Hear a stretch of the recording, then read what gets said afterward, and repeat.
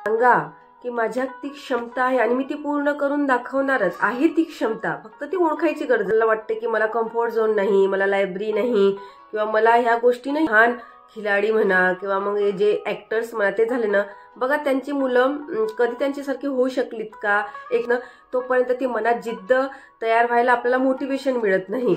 म्हणून फक्त comfort zone मध्ये आपण स्वतःला एंटरटेनमेंट करत असतो। स्वतःला आपल्याला वाटतं मी सुखी आहे।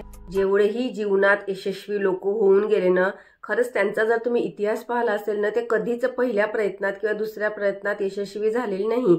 आता जे UPSC टॉपर शक्ती दुबे आहे तिचाही इतिहास बघा, ती 5 प्रयत्नात असफल राहिलेली आहे किंवा मग तिला यश मिळालं नाही, अयशस्वी झाली आहे, तरी तिने जिद्द सोडली नाही। पुन्हा नव्या जिद्दीने ती समोर गेली, आज ती फर्स्ट रँकवर आहे।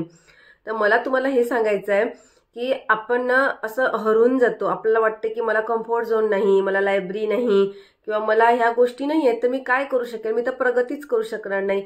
तर सगळ्यात अगोदर हे डोक्यातले विचार काढा, कारण निगेटिव्ह विचारांना आपण खूप मागे येतो। म्हणून निगेटिव्ह विचारांना कधीच आपण आपल्या मनावर हावी होऊ द्यायचं नाही।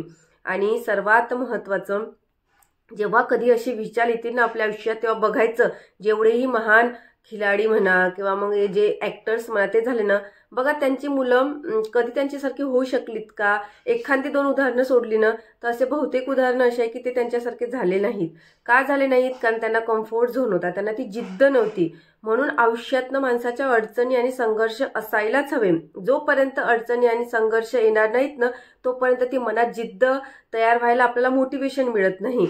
म्हणून हे आपल्या आयुष्यात आपल्याला किती आपण लकी आहोत की आपल्याला अडचणी आहेत, संघर्ष आहेत आणि आपण लग्नानंतर अभ्यास करतो। माझं तर हे मत आहे की यामुळेच आपण काहीतरी करून दाखवण्यासाठी प्रेरणा आपल्या स्वतःला मिळत आहे। म्हणून त्याला मोटिवेशन बनवा, आपल्या स्वतःला मोटिवेशन बनवा की मी एवढं करून इतकं छान करत आहे, ही माझी स्ट्रेंथ आहे आणि या स्ट्रेंथमुळेच मी समोर जाणार आहे।